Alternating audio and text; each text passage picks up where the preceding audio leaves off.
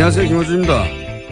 증세 이야기가 나옵니다. 연소득 5억 이상, 연간 순이익 2천억 이상 재벌이 그 대상입니다. 야당은 연소득 5억 소득세 인상은 표적과세이고 대기업 법인세 인상은 기업 투자를 위축시킨다고 합니다. 소득 양극화가 점점 심각해지는 상황에서 0.1% 최상위 소득자에게 2% 소득세율 인상해 복지에 쓰겠다고 하는 건 나머지 99.9%에겐 좋은 거죠. 99.9%는 좋아할 일이 왜 대등한 공방 속에 있는 것처럼 보도되는가. 그 0.1%가 자기에게 유리한 프레임을 만들어 배포할 힘이 있어서 그렇습니다.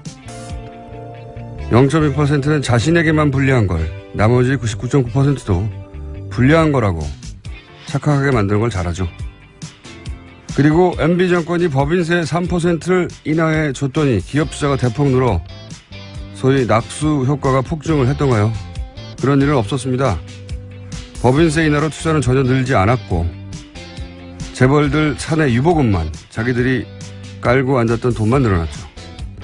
이번 증세가 실현된다면 예상되는 세수 증가는 3조 8천억 정도. 반면 담뱃값 인상 하나로 작년 기준 세수 증가는 5조 원대입니다.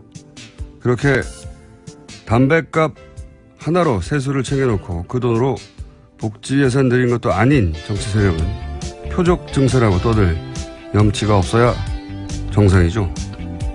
표적 증세, 투자 유축 다 프레임일 뿐입니다. 한 해 5억 이상 벌거나 대기업 오너 아니면 해당 사항이 없는 거죠. 오히려 이 정도의 증세로 과연 계획했던 복지가 가능한 것인가? 진짜 질문은 그겁니다. 김어준 생각이었습니다.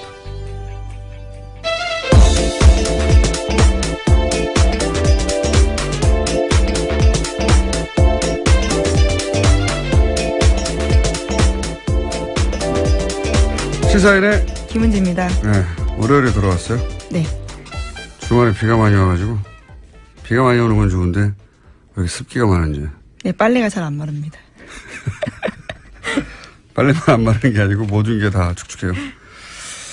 자, 뉴스 공장은 뽀송뽀송하게 네. 진행을 해보겠습니다. 오늘 첫 뉴스는 뭡니까? 네, 지난주 토요일 정부 추경 예산안이 45일 만에 국회 본회의 통과했습니다. 11조가 넘는 규모인데요. 정부는 이 가운데 70%를 앞으로 2달간 집중 투입하겠다고 밝혔습니다. 추경안이 통과됨에 따라서 생활안전 분야 7급과 9급 공무원 추가 공채는 다음 달 중순 원서 접수 거쳐서 10월 달에 필기시험이 있습니다. 그렇군요. 이제 야당에서 이제 공무원 증원을 막았다. 그러니까 혈세 낭비를 막았다. 이렇게 프레임을 잡았고요. 네.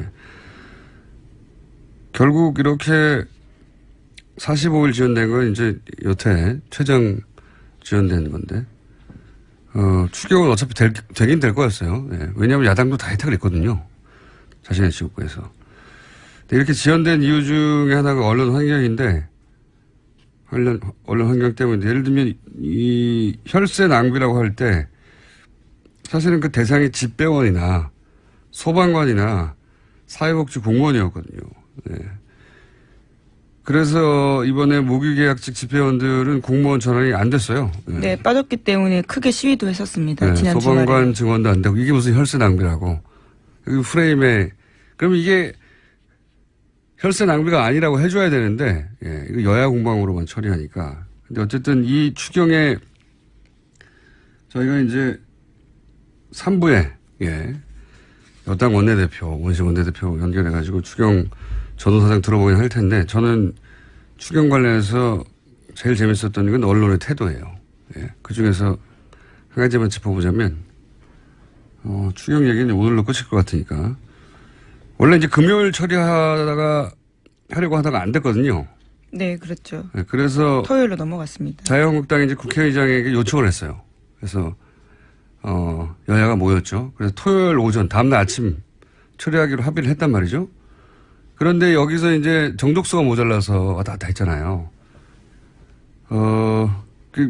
민주당, 왜냐하면 정족수가 왜 모자랐냐면 자유한국당이 퇴장을 해봤거든요. 집단 퇴장을. 그러자 정족수가 모자라가지고 그 정족수가 모자란 것은 자유한국당이 퇴장했기 때문에 했지만 민주당 의원들이 전원 참석하지 않았기 때문에 불참 인원이 있었기 때문에 그러자 대부분의 언론들은 민주당의 이제 불참 인원에 대해서 이제 그 공세를 취했죠. 근데 이게 굉장히 재밌는 것이 예를 들어서 보수 매체가 민주당을 이권으로 공격하려면 뭐부터 말해야 되냐면 자유한국당은 어차피 약속을 어길 거라고 전제하고 행동하라고 하는 거잖아요.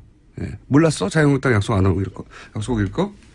자유한국당 말을 믿었단 말이야? 그런 다음에 민주당을 비판해야지 이게 논리적 정함이 맞아요. 왜냐하면 들어오기로 했는데 들어왔다가 나가버려가지고 정수 모자랐거든요. 퇴장했습니다. 예. 반면에 진보 매체는 민주당을 먼저 비판하는 게 맞죠. 자유한국당이 어떤 작전을 펴든지 그걸 상대하면서 아젠다를 관철시킬 책임이 여당이 있다. 이렇게 비판할 수 있어요. 근데 이런 일이 생기면 보통 지금도 그렇지만 민주당 불참 인원을 주로 공격합니다. 왜냐하면 여기에 이제 진보 보수 프레임 싸움에서 보수 매체가 유리한 지점이 있는 건데 진보 매체에 무슨 일이 생기잖아요. 그러면 일단 자기 진영을 비판하는 스탠스를 취해요. 우리는 우리 편이라고 봐주지 않는다. 공평무사하다. 이런 자의식이 있거든요. 보수 매체는 무슨 일이 생기면 진영의 바깥에서 책임을 지울 곳을 찾아요. 네. 우리가 잘못한 게 아니다. 그들 탓이다.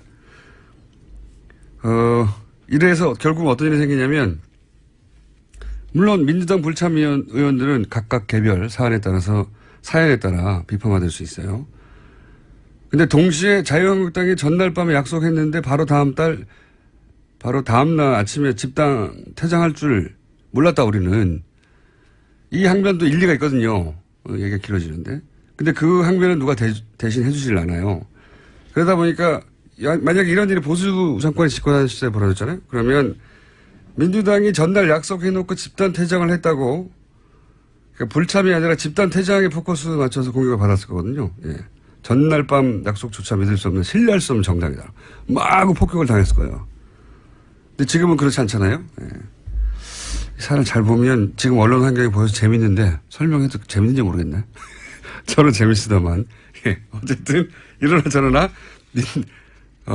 보수든 진보든 민주당 때리기가 더 쉽다. 프레임 싸움에서 지기가 쉽다 항상. 그런 사례라고 봅니다. 이거 추경과 관련된 여러 가지. 물론 더불어민주당 내에서도 기강에 대한 이야기들이 나오긴 했었습니다. 당연하죠. 네. 그런 만큼 자유한국당이 집단 퇴장한 것에 대해서도 비판을 해야 되는데 일리 있거든요. 약속을 안 지킨 거니까. 여야 합의해서 다 들어오기로 했으니 정족수 문제는 없다고 생각했던 사람들이 있는 거죠. 안일하게. 예. 그렇게 비판을 받지는 않는다는 거죠. 보통은 불참한 민주당만 때리는데 그건 진보 보수도 상관없이 그렇다. 항상. 정반대로 보수 정권 집권할 시기였으면 그렇게 공격당하지 않았다. 정반대로 야당이 공격받았을 것이다. 이런 얘기입니다. 자, 다음 뉴스는요. 네, 이재용 삼성전자 부회장 재판 소식 전해드리겠습니다.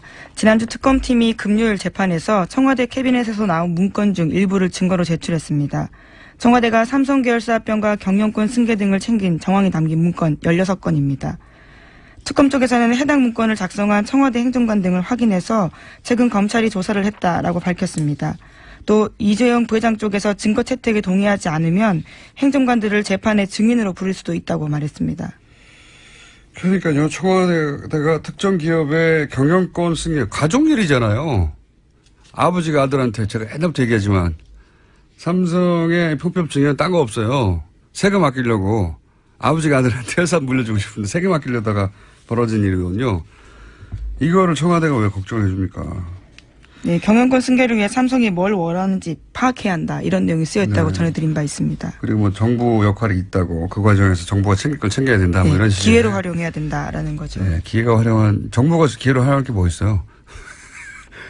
설사 삼성 경영권 승계를 국가 경제를 위해서 했다고 칩시다. 그렇다고 정부가 기회로 활용할 건 뭐 있습니까? 뭘 챙기자는 거예요? 발상 자체가 말이 안 되는 건데 하여튼 이런 문서가 만들어졌다는 거고. 근데 이제 이 문건을 작성한 사람이 하필 검사였다는 거 아닙니까? 네, 그렇습니다. 지금은 검찰로 복귀한 이모 검사인데요. 당시에 민정수석실 행정관이었습니다. 또 그때가 우병우 전 수석이 민정비서관으로 있을 때였는데요. 해당 검사의 진술에 따르면 당시 우병우 민정비서관의 지시로 다른 행정관과 함께 해당 문건을 작성해서 민정비서관에게 그러니까 우병우 전 수석에게 보고했다라는 겁니다. 승계 삼성과 관련한 사안에서 우병우 전 민정수석 이름이 구체적으로 특정돼서 보고 라인이 있었다는 건 이제 처음 확인된 거죠. 네, 그렇죠. 그렇기 때문에 재수사 가능성도 높아지고 있습니다. 하필이면 현직 검사여서 다행이네요. 자, 다음 뉴스는요. 네, 또 계속해서 재판 소식 전해드리면요.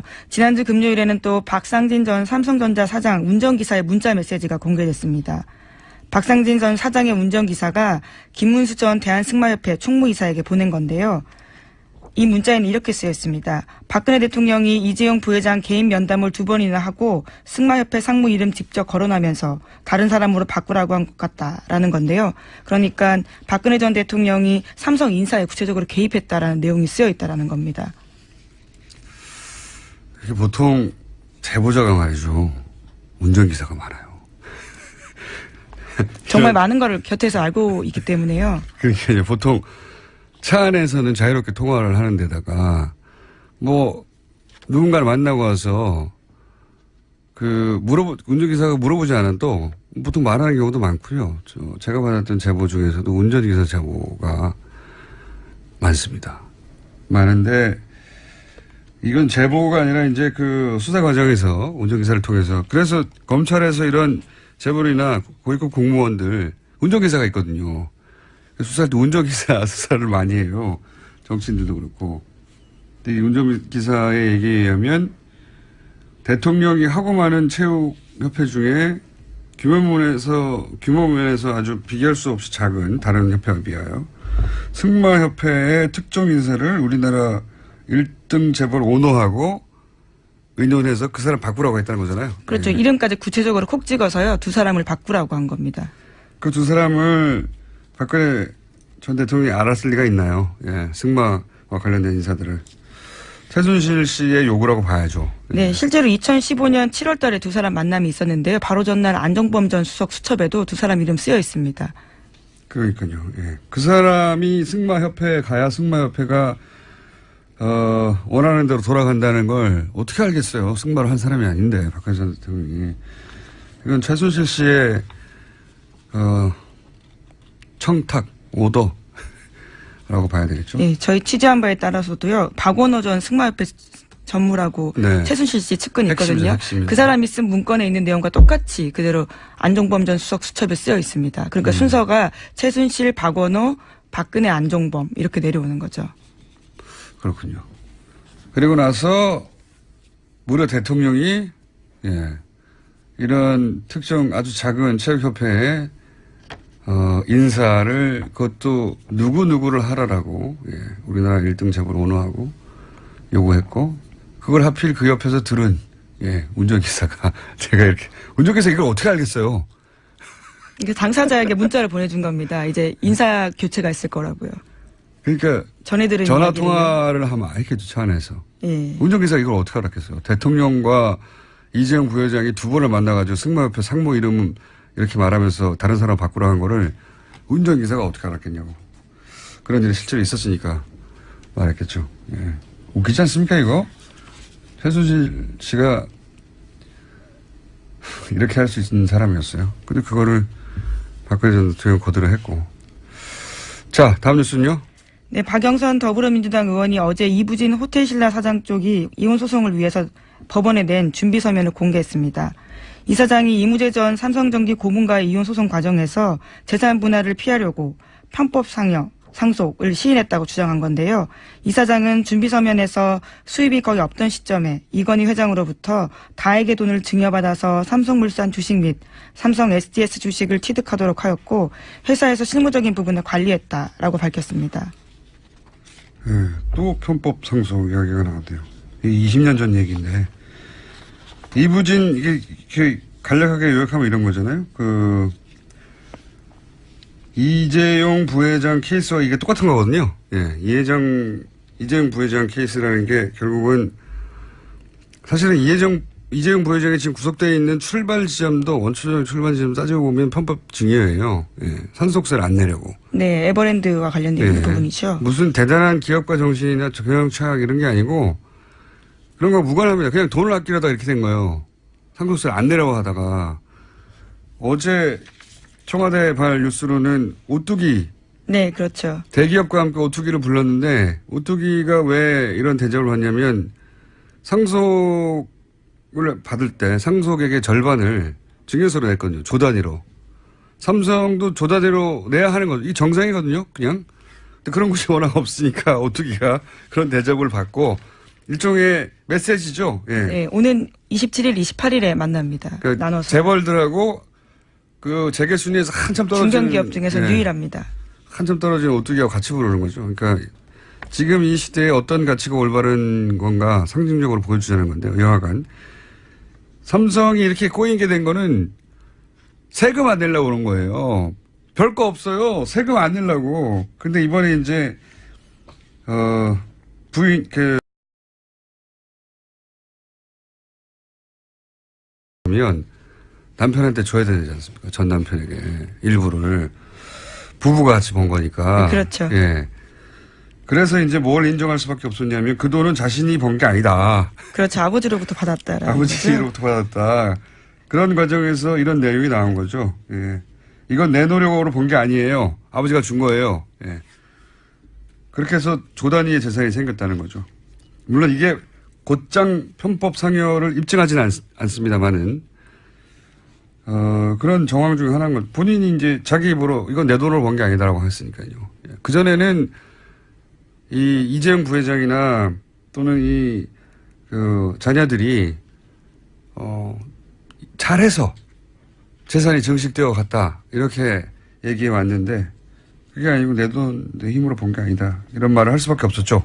네, 근데 안 그러면 이게 조 단위에서 재산을 떼줘야 되잖아요. 네, 박영선 의원도 어제 그렇게 주장을 했는데요. 결혼 뒤 자기 힘으로 1조 7천억 원 달하는 재산 형성했다라고 하면 돈을 내줘야 되는 상황이기 때문에 그걸 인정한 거다라는 거죠. 그래서 결혼 전에는 수입이 없었는데 아버지로부터 돈을 증여받아서 재산을 형성했. 증여는 문제가 아니에요. 증여세를 안 내기 문제인 거죠. 네, 어제 호텔 신라 쪽 해명도 나오긴 했는데요. 그룹 차원에서 편법 상속은 문제가 없음을 여러 차례 소명했다. 이런 식의 주장을 하고 있긴 합니다. 편법이라고 하는 것과 불법이라는 것과 이제 큰 뉘앙스 차이가 있죠. 법을 어기진 않았다는 거죠. 예. 들여다보면 법을 어긴 부분도 있어요. 그러니까 불법 상속이라고 하는 게 맞긴 한데 그때 당시의 기준으로 법을 교묘히 이행했다. 뭐 이렇게 정도 볼 수 있는데 이게 별거 아니고 돈 때문에 다 일어나는 일입니다. 세금 덜 내려고. 다음 뉴스는요. 네, 국정원 댓글 사건 관련 소식입니다. 검찰은 원세훈 전 국정원장이 2009년부터 2012년 5월까지 주재한 전 부서장 회의 녹취록 제출을 국정원에 요구한 바가 있습니다. 그런데 과거에는 국정원이 보안 문제 있다면서 일부만 제출했습니다. 하지만 최근에 검찰은 국정원으로부터 삭제된 부분까지 모두 복구한 녹취록 받았다라고 합니다. 여기서 눈에 띄는 부분이 있는데요. 2013년에 제출한 녹취록에 보면 온라인에서 우리 직원들이 종전처럼 하라면서 국정원의 온라인 활동을 아는 것처럼 원세훈 전 원장이 말했다라는 겁니다. 당연히 알았겠죠. 예. 국정원장인데 그 정도 네. 인원이 움직이고 그 정도 예산이 들어가는데 더구나 차기 대권이 걸린 댓글 작업 아닙니까? 국정원장이 모를 리가 없고 국정원장이 이걸 독려했다는 게 지금 문제 핵심인데 오뚜기 증여세는 생각해보면 조 단위가 아니네요. 규모가. 예. 어쨌든 1,000억 단위였던 걸로 제가 기억하는데 그거 안 내고 싶은 거죠. 삼성에서는. 안 내고 싶었다는 사실 다 안 내고 싶어요. 사실 세금은 안 내고 싶어요. 사람들이. 안 내고 싶은데 어쩔 수 없이 내는 거죠. 근데 안 내고 싶으면 안 낼 수 있는 게 삼성의 힘이었던 거죠. 네, 증여를 안 받으면 됩니다. 증여를 안 받으면 어떻게 안 받습니까? 그럼 세금도 내야죠. 불로소득인데. 그러니까 아버지가 물려주고 싶은데. 아버지가 물려주고 싶은데 세금을 내고 싶지 않다. 이거예요. 자꾸 말하지만. 그걸 뭘 대단한 것처럼 이렇게 국가 경제를 들먹이는지. 다음 순요. 네, 국정원 댓글 사건까지 했었고요. 네. 지금 이제 방산비리 소식도 전해드리겠습니다. 박근혜 정부가 청와대 수석과 장관을 통해서 하성룡 전 한국항공우주산업 사장에 선입하려 했다라는 의혹이 나왔다라는 경향신문 보도입니다. 카이 대주주였던 옛 한국정책금융공사 고위관계자 발언을 경향신문이 보도했는데요. 2013년 3월 초 당시 산업통상자원부 1차관으로 장관 후보자였던 현 자유한국당 윤상직 의원이 있는데 그 사람이 자신에게 갑자기 전화가 와서 카이 사장 바꿔야 한다면서 하성룡 전 사장을 콕 집어 얘기했다라는 겁니다. 뿐만 아니라 2013년 4월 말에는 조원동 경제전 수석이 정부 뜻이라면서 하성룡 전 사장을 카이 사장에 선임해달라고 했다고 합니다. 이 뉴스에서 재밌는 거는 초반에는 조원동 경제수석이 몰랐다는 거죠, 이 사실을. 네, 네. 그 관련해서 물어보니까 윤상직 의원 전화를 받고 물어봤을 때 이렇게 이야기했다고 합니다. 윤 의원이 오버하네, 내가 알아볼게요. 이렇게 이야기를 했는데 그 이후에 상황을 알아본 다음에는 정부의 뜻이다라고 이야기했다는 겁니다. 경제수석도 모르는 정부의 뜻이 누구겠습니까? 네. 경제수석 위에 대통령인데. 대통령의 뜻인 거죠. 네. 그거를 대통령 뜻이라고 할 수 없으니까 정부의 뜻이다라고. 경제수석도 모르는 인선이었던 거죠, 이게. 인선이었던 건데, 박근혜 전 대통령과 서강대 동기동창이라는 이유만으로 임명됐는가. 그 방위사업청장, 예. 아, 그건 방위사업청장이죠. 예, 예. 참. 방위사업청장과 이 카이 사장님과의 관계가 또 있는 거죠. 예, 예. 왜 이분이 발탁됐을까? 무슨 거액의 정치자금 얘기도 하는데, 그게 참 궁금합니다. 예. 최초에 이분을 선임하고, 그리고 그게 비리가 있는데도 불구하고 계속 밀어준 이유. 그게 이제, 언론 보도로는 연임노비라고만 표현하는데, 예, 예. 자신이 연임하려고 이 돈을 다 써버렸으면 연임할 이유가 뭐가 있습니까?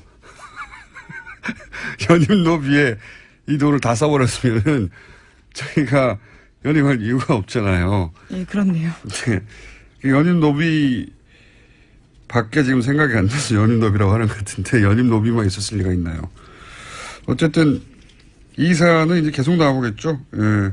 100억 이상 비자금 뭐 이런 얘기 나오죠? 네, 검찰발로 나오고 있는데요. 최소 100억 원 이상의 비자금으로 쓰인 것으로 보인다라는 거고요. 또 뿐만 아니라 카이 요구로 리베이트 수십억 송금했다라는 진술도 용역업체 대표에게 받았다라고 합니다. 이게 참 재밌는 게 정말 대담했어요. 처남을 통해서 페이퍼 컴퍼니를 하나 챙겨놓고 그 페이퍼 컴퍼니로 이 돈을 다 받았다는 거잖아요. 예, 그렇죠. 네. 멀리 간 것도 아니에요. 처남. 네. 그리고 조금 부족한 회사지만 그래도 경력이 있다도 아니에요. 페이퍼 컴퍼니. 네. 직원이 한 명이었다고 하니까. 네, 그렇죠. 글로 돈을 다 받았다는 겁니다. 이런 무식하고 단순한 방법을 용감하게 실행에 옮겼는데 이런 단순하고 무식한 방법으로 했다는 건 그만큼 자신이 있었다는 거 아니겠어요? 예. 무슨 자신이었을까? 예. 뒷배가 누구였을까 궁금합니다. 어쨌든 이렇게 단순하게 하는데도 사정당국이 몰랐다는 것도 좀 말이 안 되는 것 같고요. 예. 자, 방산비리는 앞으로 계속 나올 것 같고요. 지금 시간이 거의 다 됐기 때문에 제목 정도만. 네, 트럼프 미국 대통령이 러시아 스캔들에 관련해서 셀프 사면 언급하면서 또 거센 역풍을 맞고 있습니다. 이 얘기는 뭐냐면 예, 탄핵 얘기가 나오니까 자신한테 사면권이 있다. 그렇죠. 미국 대통령은 사면에 관해 완벽한 권한을 갖고 있다. 사면을 생각해보면 어떠한가라고 자신의 트위터에 올렸다고 합니다. 너무 재밌지 않습니까? 대통령 탄핵 그리고 측근들 가족에 대한 러시아 내통한 혐의가 나오니까 자기가 셀프로 사면하겠다는 이야기를. 야, 대단하지 않습니까? 상상력이? 창의적인 것 같습니다. 대단한 사람이에요. 예. 자기 중심성이 대단합니다. 정말. 모든 사안을 자기 중심으로 해석해서. 근데 이 사람이 전 세계에서 가장 힘 있는 자리에 있으니까요. 자, 오늘 여기까지 해야 될 것 같습니다. 시사인의 김은지였습니다. 감사합니다. 탈원전. 네, 논란 중입니다. 탈원전 반대 진영에서는 원전이 가장 싸고, 탈원전은 전기요금을 결국 높일 것이다. 이런 주장을 합니다. 그런데 최근 미국과 영국에서 태양광 풍력 같은 재생에너지가 조만간 원전보다 훨씬 더 저렴해질 거라는 정부의 보고서가 나왔습니다. 미국과 영국 각 정부기관의 보고서가 나와 이 문제를 전문가와 함께 좀 오늘은 짚어보려고 합니다. 에너지기술평가위원장을 지낸 한양대 안남성 교수님 스튜디오에 직접 나와 계십니다. 안녕하십니까. 예, 감사합니다. 예. 굉장히 전문적인 영역이거든요, 이게. 예, 어려운 분야입니다. 저희가 이걸 과연 소화할 수 있을지. 자, 우선 이 보고서가 나왔다는 제가 기사를 보고, 이거, 우리가 여태껏 알고 있던 상식과는 다르다. 원전이 여러 가지 위험에도 불구하고 가장 저렴하다. 이게 이제 가장 강력한 논리 중에 하나였거든요. 예. 그런데, 그리고 이제 태양광, 예를 들어서 회사가 예. 태양광이 더 싸다. 이런 주장은 예전부터 해왔지만 미국과 영국 정부에서 태양광이 곧 더 원전보다 저렴해질 거라는 건 처음 듣는 얘기거든요. 그래서 제가 여쭤보려고 하는데 이게 미국, 영국 어떤 정부기관에서 이런 보고서가 나온 겁니까? 미국은 그 EIA라고 해갖고요. 예. 에너지 인스티튜트 에이전시 이렇게 되어 있습니다. 그 미국에 매년 1년에 한 번 정도 정기적으로 그 모든 에너지 그 자원에 대해서 예.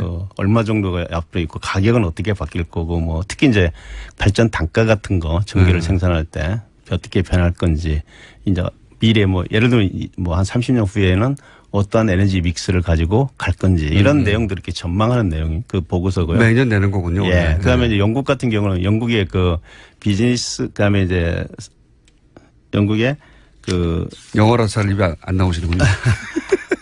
그 영국 그 상무성이라고 이제 뭐 우리가 보통 얘기하는데요. 네. 거기서 이제 이렇게 나름대로 거기도 이제 지금 에너지 문제가 상당히 에너지 문제는 중요한 정책이니까요. 중요한 정책입니다. 특히 이제 영국 같은 경우는 이제 해상 풍력 같은 게 많은데 거기도 원자력도 같이 지금 열심히 추진을 하고 있는 국가입니다. 그래서 네. 이제 그 특히 이제 가격이 굉장히 중요하기 그렇죠. 때문에 그런 인포메이션을 투자가한테 제공하기 위한 목적으로 항상 이렇게 발행을 하고 있습니다. 그 미국과 영국에서 이제 그 매년 예.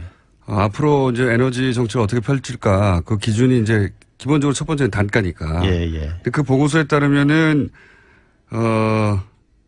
태양광 혹은 풍력을 합친 이런 재생에너지 쪽이 얼마 있다가 더 원전보다 싸진다는 겁니까? 아니 뭐 한 10년 이내 이게 10년 이내요? 이내로 이렇게 뭐 싸진다 이렇게 많은 거기 보고서 2025년 6년 이렇게 얘기 나오고 있습니다. 단가가 전체적으로 확 떨어지는 예. 것은 지금도 태양광하고 풍력 쪽은 단가가 많이 떨어지고 있습니다. 현실적으로. 물론 뭐 원전 얘기를 단가 얘기로만 할 수는 없는데 맞습니다. 예. 그렇지만 하도 돈 얘기를 하니까요. 저쪽에서 더 싸다고.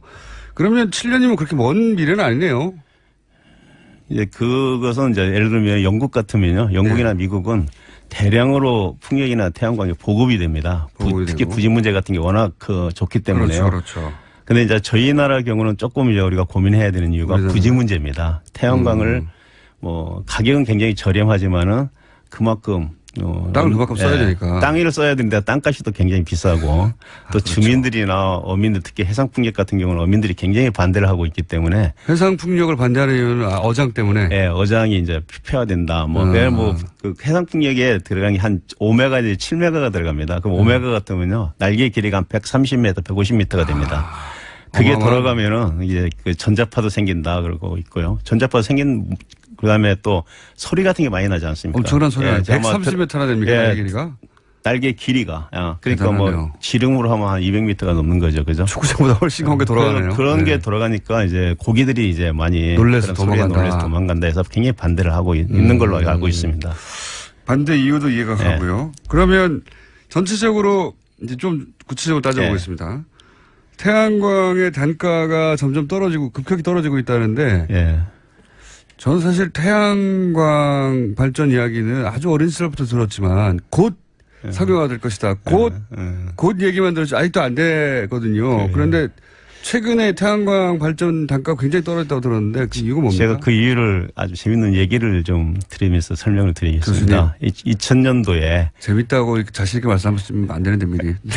2000년도에 아니 이제 우리가 2000년도에 우리가 그 뭐죠 서브 프라임 모기지 예, 사건이 예. 이제 미국 네네. 월가에서 있지 않습니까? 네. 그래서 세계 경제가 휘청거리면서 네네. 굉장히 어려웠습니다. 네, 그렇죠. 근데 그때까지만 해도 사실 태양광 같은 게 정부 보조공으로 굉장히 운영이 이제 많이 됐었습니다. 그러니까 그때. 나중에 언젠가 되긴 될 테지만 지금 당장은 아니다. 아니, 뭐 이런 예, 그 이미지였죠. 당시에요. 예, 근데 보조금 운영되다 보니까 정부가 경제가 어려우니까 다 줄였습니다. 보조금을 안 주기 시작했다. 예, 그러니까 이제 유럽에 있는 특히 스페인이나 이탈리아 같은 이런 태양광을 대대적으로 하던 나라들이 예. 다 취소를 했습니다. 어허, 보조금이 근데 없어져가지고. 그런 이제 문제가 된 게 중국이 예. 거의 한 70% 80%를 이제 공급을 하던 나라인데 이미 공급을 하려고 생산을 해놓은 그런 태양광 물량들이 있었습니다. 아, 그걸 이제, 유럽의 예. 태양광들을 중국에서 보급했어요. 예, 사실 거의 뭐 판넬 같은 거를. 예, 네. 그게 너무 싸게 들어오니까 사실 이제 독일도 있었고 미국도 있었는데 다 그 부도가 났습니다. 중국 때문에. 중국 업체 때문에. 그래갖고 이제 중국이 공급을 하려고 했는데 예, 그게 시장이 없어지니까 그렇죠. 중국은 그걸 덤핑을 해서 다 어떻게든 이제 처리를 해야 되지 않습니까? 예. 그때 가격이 한번 폭락을 합니다. 아하. 폭락을 하는데 거기서 이제 우리가 역설적으로 원래 이 태양광 같은 이런 기술들은 그 보급이 많이면 될수록 보급이 2배가 되면 가격이 한 30%가 떨어진다고 합니다. 아하. 이게 가격이 떨어지면 보급이 더디고 보급이 더디면 가격이 더 떨어지는 그 선순환을 지금 가져온 대표적인 케이스가 이게 보급의 규모의 경제 네. 이제 그걸 이룬 상태가 지금 태양광입니다. 그래서 그때 가격이 확 떨어졌을 때 우리나라를 뭐 많은 나라들이 다 도산을 했지만은 네. 우리나라에 뭐 신성솔라나 한화나 이런 회사들은 참 어렵게 이제 그걸 지탱을 했고요. 네. 중국이 근데 그 남는 물량을 어떻게 처리했습니까? 그러니까 가격을 뭐 반값으로 처리한다든지 하여튼 뭐 엄청 싸게 덤핑으로 다 처리를 하는 바람에 태양광 가격이 떨어지고 그 가격에서 계속 유지가 되어 오면서 계속해서 이제 시장이 보급이 커지고 있다. 예, 많아질수록 가격이 떨어지는 그 논리에 따라서 지금 계속 떨어지고 있는 걸로 제가 이렇게 파악하고 있습니다. 아, 그러니까. 거기에 물론 기술 개발도 많이 되고 있습니다. 기회를 했지만은 야, 이상한 예, 납이 굉장히 효과네요. 예, 서프라임 모기지. 예. 죄송합니다. 그런 그 경제 위기가 와서 그거를 많이 쓰던 이제 서구에서 유럽권에서 물량이 줄었어요. 근데 예, 그 예. 판넬을 공급하던 중국 업체들이 팔 곳이 없으니까 예. 가격을 확 덤핑을 치기 시작했습니다. 가격이 떨어지니까 또 쓰는 곳이 많아지기 시작했어요. 거꾸로. 예, 맞습니다. 정확하게. 떨어지기 그래서 가격이 떨어져 쓰는 곳이 많아지고 쓰는 곳이 많아지니까 또 가격이 더 떨어졌어요. 예.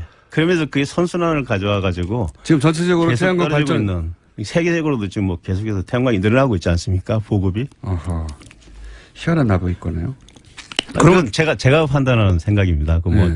아니, 그럼 전문가시니까 지켜봤더니 제가 10여 년간 왜 태양광이 확 떨어졌나, 단가가. 그게 아마 큰 계기가 되지 않았나 이렇게 생각하고 있습니다. 그러면 중국에서도 이 태양광 발전이 늘어나고 있습니까? 중국도 늘어나는데 중국은 지금 워낙 세계에서 가장 지금 태양광과 풍력이 많이 보급된 나라입니다. 거기는.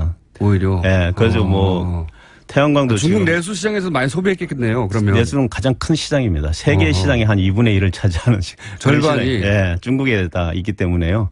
그 산업 태양광 산업도 굉장히 발달이 됐고 풍력도 대규모로 이제 공급하다 보니까 기술도 굉장히 발달이 되어 있고 그래서 재생에너지 관련 기술은 중국이 세계 최고라고 이렇게 보통 얘기를 하고 있습니다. 아, 그거 몰랐네요. 우리 중국이 재생에너지 관련해서 세계 최고다. 기술 왜냐하면 시장이 워낙 크기 때문에요. 벽돌에 넓으니까 또. 뭐 자동차 지금 우리 아니면 IT 기술 같은 생각이랑 똑같습니다. 플랫폼 뭐 알리바바니 뭐 이런 것들이 그 사실은 구글이나 뭐 애플에 뒤지지 않고 자기들 유지하지 않습니까? 그게 그렇죠. 시장이 알리바바가. 크니까 가능한 거거든요. 하하, 그래서 지금 이미 전 세계 절반 규모고 기술력도 가장 앞서 있다. 그리고 왜 중국에서 뭐 미세먼지 환경 문제도 최근 크게 부각됐는데 그것 때문에도 그것 때문에 이제 그것도 있고 특히 이제 우리 2년 전에 그 세계 기후변화 관련돼서 예. 파리 기후 협약이 이제 체결되지 네네. 않았습니까? 그때 중국이 사실은 그동안은 안 들어가려고 하다가 예. 적극적으로 들어갔습니다. 아하. 그러면서 그 영향에 자기들이 이제 이런 재생에너지 투자도 많아지고 또 중국은 잘 아시지만 원자력에 대한 투자가 굉장히 앞으로 많이 뭐 100몇 개를 더 짓겠다 지금 할 정도로 그런 식으로 석탄을 줄이고 해결을 하려다 보니까 또 태양광하고 풍력을 가장 많이 했고요. 그 다음에 또 뭐 원자력도 이제 그 하지 않으면은 안 해결할 수 없다 이렇게 생각하고 있는 것 같습니다. 그렇군요. 그래서 의외로 중국이 지금 재생에너지 분야에서 전 세계 1위고 세계 절반 시장. 거의 그렇습니다. 예. 아하. 그러니까 그럼 반면에 이 미국, 영국의 보고서는 이런 시장 상황을 간주했을 때 전 세계적으로 예. 결국은 원전보다 태양광 풍력 발전 단가가 더 떨어질 것이다. 그러니까 7년 이내에. 아까 말씀드린 그런 선순환에 의해서 네. 태양광이 더 보급되고 가격은 더 떨어지고 아까 제가 보급의 규모의 경제라고 말씀을 네. 드렸는데 그런 선순환이 계속되면 태양광은 분명히 태양광이나 풍력 가격은 떨어지게 되어 있습니다. 떨어지면서 그 계속해서 떨어지는 데 비해서 이제 원자력 같은 경우는 지금 새로 미국과 영국의 원자력을 건설을 하고 있습니다. 신규를. 미국은 4기 정도, 영국도 그런데요. 그런 원자로들이 실제는 이제 예전에 했던 원자가 아니고 새로운 원전입니다. 좀 안전성 같은 걸 강화한. 네. 그러다 보니까 이제 굉장히 비용이 비싸지고 특히 규제기관이 새로운 규제 사항이 많이 생기지 않겠습니까? 그게. 그러니까 건설 후쿠시마를 기간. 봤으니까요. 네, 새로 해보는 거니까 그래서 규제 기간이 길어집니다. 거기는. 그러면 이제 원자력 발전소 같은 경우는 이게 초기에 투자비가 굉장히 큰 포션을 차지하기 때문에 한 전체 발전 원가의 60%, 70%를 차지합니다. 초기에 투자하는 게. 예, 개발할 때. 개발 건설비가. 예. 건설비가 이 건설 기간이 늘어난다는 것은 이자가 엄청 늘어나게 되는 겁니다. 그래서 그게 이제 가장 결정적으로 보고 있는 것 같고요. 또한 이제 아까 말씀드린 그런 규제 문제의 그 어떤 불확실성을 같은데 고려해 주는 게 할인율이라는 이제 팩터가 들어가는데요. 그것을 높게 잡지 않았나 이렇게 생각하고 있습니다. 그러니까 원자력 발전 비용은 원전으로 인한 우리가 사고를 전 세계가 봤기 때문에 원전을 지으려고 하는 쪽에서는 안전 규정을 훨씬 더 강화하고 있고 예, 예. 그러다 보니까 건설비가 올라가게 돼 있고 그래서 원전을 다른 이유로 찬성하는 건 모르겠는데 더 싸서 찬성하는 이유는 이제 앞으로 사라지게 될 것이다 점점. 그건 이제 뭐 두고 봐야 되는데 우리나라 같은 경우는 또 조금 다릅니다. 우리나라에서 지금 현재 건설하려고 하는 원전은 이미 신고리 3, 4, 5개 건설이 됐고요. 예. 지금 5, 6호기도 사실 같은 노형이고요. 예. UAE에도 똑같은 이제 원전이 이미 예. 수출이 돼서 아까 지금 규제의 어떤 불확실성 같은 건 상당히 그런 데에 비해서는 이제 다른 작다. 나라에서 적다. 근데 이제 앞으로 이제 사용 해결료 관리라든가 예. 이런 것에 대한 물론 비용이 현재는 반영이 돼 있지만은 예. 앞으로는 이제 그걸 하나하나 이렇게 다 평가를 할 겁니다. 할 때 이제 사실은 거기에 대해서 어떤 불확실성이 있기 때문에 올라갈 가능성은 있다 이렇게 말씀을 그런 얘기도 드렸습니다. 하더라고요. 원전이 이제 수명을 다하고 그러니까요. 예. 예, 그 이후에 처리한 비용을 왜 빼냐. 지금 현재 저희가 그 원전의 그 가격이 제가 포함된 걸로 알고 있는데요. 그 양이 그 가격이 적정한 가격이냐 아니냐에 대해서 좀 논란이 있습니다. 이제 반대하시는 분들은 굉장히 너무 적게 잡혔다. 마지막에 찬성하시는 분들은 뭐 충분히 들어가 있다. 이렇게 얘기를 하고 있는데 그건 아직도 뭐 실제 있습니다. 이제 뭐 가봐야 아는 그런 내용이기 때문에. 알겠습니다. 그 부분대로 하나의 논쟁거리인데 제가 이제 그럼 원전 아니면 뭘 할 거냐라는 질문을 당연히 하게 되거든요. 그런데 재생에너지가 뭐 7년 정도면 단가가 원전보다 더 싸진다고 하면 그건 이제 미국의 경우. 경우에 영국 미국 보고서인데 우리는 어떻게 될지 아직 모르겠습니다만은 그러면 7년이면 사실 금방이거든요. 네, 금방입니다. 지금 준비해야 되는 거거든요. 그럼 우리나라 상황은 어떻습니까? 예를 들어 제가 가장 머릿속에 태양광 하면 떠오르는 게 주택에 태양광 판넬 설치해가지고 개인적으로 각 가정에서 전기세를 그걸로 감면받거나 혹은 실제로 많이 생산해서 팔기도 하는. 근데 그게 성공적이지 않았잖아요 그동안 그다지. 예, 근데 이제 그게 사실 이제 특히 재생에너지 같은 걸 이렇게 보급을 확대하려면 정말 그 고도의 전략이 필요한데요. 전략이요? 잘 아시다시피 뭐 그동안 이제 우리나라 같은 경우는 이제 97%를 해외에서 수입하지 않습니까? 그 에너지 자원을. 그러니까 그걸 추진하고 있는 정책을 추진하는 분들이 볼 때 우선 안정적으로 이렇게 값싼 걸 갖다가 국민들한테 공급을 해야 되는 게 처음에는 원인이 없고 자기들의 이제 어떤 의무라고 생각을 했고요. 또 태양이나 뭐 풍력 같은 경우는 양이 적지 않습니까? 우선 생산할 수 있는 양이 너무 적다. 이걸 조금 하는 것도 상당히 그 비용이 많이 들어가는 그런 것 때문에 사실 무시당하다시피 그래서 뭐 지금 뭐 태양광 같은 경우 1%도 안 되지 않습니까? 전체. 그렇게 해왔는데 이제 중국은 얼마나 커버하고 있습니까? 이 재생에너지로? 재생에너지로 그렇게 많이 해도 뭐 그것도 한 3, 4%밖에 안 됩니다. 3, 4%요? 워낙 거기는 전체가 크기 때문에요. 그렇죠. 그런데 3, 4%를 했더니 전 세계 절반이 됐다는 거죠? 그 정도, 그런 거죠. 우리는 1%도 안 되고. 그러면 이제 저렴해지고 있습니다. 저렴해지고 있고 이 시장이 결국은 조만간이라는 게 7년인지 10년인지 모르겠습니다만 어쨌든 생각보다는 빠른 시간 내에 굉장히 경제성도 아주 좋아질 거라고 기술적인 관점에서는 그렇게 예상되는데 우리가 이거를 그러면 적용할 수 있는 가능성은 어떻습니까? 전문가 보시기에. 네, 그래서 아마 이번 그 문재인 정부에서 우리가 2030년까지 신재생 20%를 하겠다 이렇게 이제 사실 20%? 그 공약을 내세우고 지금 추진을 아마 제가 하는 걸로 알고 있습니다. 그 이유가 이제 아까 같이 그 태양광이나 풍력의 가격이 이렇게 급속도로 떨어지는 걸 이제 인지를 하신 것 같고요. 그럼 지금부터 준비해야 되지 않습니까? 지금 준비를 이제 시작하겠죠. 이제 정부가 시작이 됐으니까. 그게 가격이 떨어지면서 뭐 예를 들면 이제 문제는 아까 말씀드린 그런 부지 문제. 그걸 어떻게 해결할 거냐가 이제 앞으로 산업부나 환경부나 이런 정부 기관들이 새만금처럼 크게 간척해서는 안 됩니까 그거? 새만금에 해도 좋다고 하는 분들도 있습니다. 근데 그게 이제 사실은 이 전력 산업, 에너지 산업을 담당하는 데는 산업부입니다. 새만금을 담당하는 데는 농촌진흥청인가 뭐 그렇습니다. 농림부. 부서가 다르기 때문에 여기는 또 여기가 이제 뭐. 그래서 정부 의지가 중요하다고 말씀하셨죠. 근데 정부가 통합을 해야 되고요. 전체적으로. 그걸 아마 이제 청와대나 이런 데서 통합을 해서 한 컨트롤 타워가 있어야 되지 않나. 그렇게 하지 않고는 물론 뭐 가격은 떨어지지만 그 부지 문제를 해결하기 위해서는 특히 규제가 가장 큰 거기 때문에요. 그건 한 부처 힘만 갖고는 안 되는 것 같습니다. 정부 그래서 의지가 중요하다. 예, 정부가 강력하게 그런 의지를 내세우고 그 목표를 향해서 가는 게 맞지 않나 이렇게 생각합니다. 이전 정부는 어땠습니까? 최근 이명박 박근혜 정부. 이명박 정부 때는 사실 잘 아시다시피 녹색 성장이라 해갖고. 녹색이에요. 그때 처음으로 이제 사실은 뭐 태양광, 풍력 뭐 이런 것들이 이제 사실 그 전까지도 거의 뭐 잊혀졌던 건데 그래도 이제 수면 위로 올라왔는데 그 당시만 해도 가격이 굉장히 비쌌습니다. 태양광도 비쌌고 가격이. 그 잘 아시겠지만 뭐 2000년대 중반만 해도 지금 태양광 같은 게 우리가 그 발전 차액 지원금이라 했고 정부가 다 보상해주는 제도가 있습니다. 맞습니다. 태양광이 한 700원 정도 이제 시작을 했던 건데 지금 그게 한 200원대로 이제 떨어져도 된다고 얘기를 하거든요. 워낙 비쌌기 때문에 그리고 소량이고 그때는 또 이제 원자력이 또 하나 들어가 있지 않습니까? 녹색 기술에. 녹색을 원자력으로 한 건 정말 웃겼어요. CO2를 발생하지 않는다는 이제 그런 이제 명목으로 이제 시작이 됐던 거고요. 하여튼 그래서 핵 폐기물이 나오지 않습니까? 어쨌든.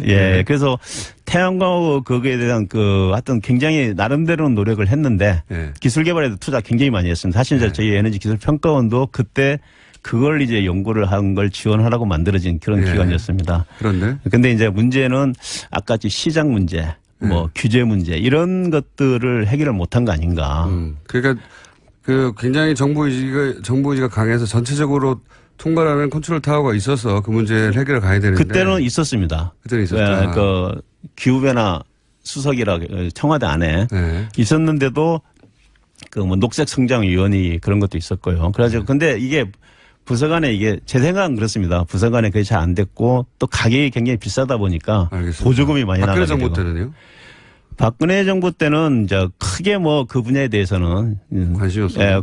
관심이 없다는 것보다는 일단은 뭐 잘 아시겠지만 녹색이란 말을 거의 사용하지 않을 정도로 좀 우리나라 좀 그렇지 않습니까? 정권이 이렇게 바뀌고 하면은 전 정권이 사용하던 그런 걸 사용하지 않는. 단어는 아니더라도 이 재생에너지에 대한 관심이나 투자는 어땠습니까? 꾸준히 돼 왔는데요. 그 수준을 아주 점프를 한다든가 그런 건 안 됐었던 걸로 제가 알고 있습니다. 그냥 하는 수준을 그냥 유지하는. 그 정도나 뭐 약간 작게. 지금 그러면 교수님 말씀은 지금은 그 수준을 확 높이고 정부가 이걸 통합 컨트롤 타워를 세워서 힘을 실어주고 해야 된다는 거잖아요. 당연히 그렇습니다. 그렇지 않으면 힘듭니다. 20% 목표 달성을 하려면요. 정말 혁명적인 말씀드린 대로 그 사고 방식, 우리가 접근 방법이 필요합니다. 지금처럼 뭐 보조금 좀 더 주고 이런 식으로 접근해갖고는 절대 달성 못하고요. 그거는 거의 실험적인 수준이지. 그렇잖아요. 그러니까 어떤 가정은 태양열 판넬로 자기 집 전기를 해결한 데 수준이지 그게 정부 시책 수준에서 벌어지는 게 아니거든요. 그래서 요즘 이제 많이 이제 얘기되고 있는 게 부지 문제 해결하는 하나의 방안으로 예를 들면 우리 호남평야 같은 게 굉장히 높지 않습니까? 호남평야. 농사 지어야죠. 농사 짓고 쌀을 생산하는데 농민들한테 이제 소득이 굉장히 많이 안 가니까 그 중에 일부를 뭐 이제 태양광을 전기를 만들어내는 평야로 만들자. 그런 논의도 있습니다. 그런 이제 뭐 얘기도 지금 많이 나오고 있고요. 왜냐하면 이제 태양광을 하게 되면 그 돈이 바로바로 농민들한테 가게 되니까. 쌀 대신 태양을. 쌀 대신 태양을 생산하면 어떠냐 이런 얘기도 지금 나오고 있고요. 많은 아이들이 지금 나오고 있습니다. 그래서 지금 그것도 일부는 아마 농촌 그 태양광 사업화 하는 게 이제 시범 프로젝트로 아마 에너지관리공단이 시행을 하고 있는 걸로 알고 있고요.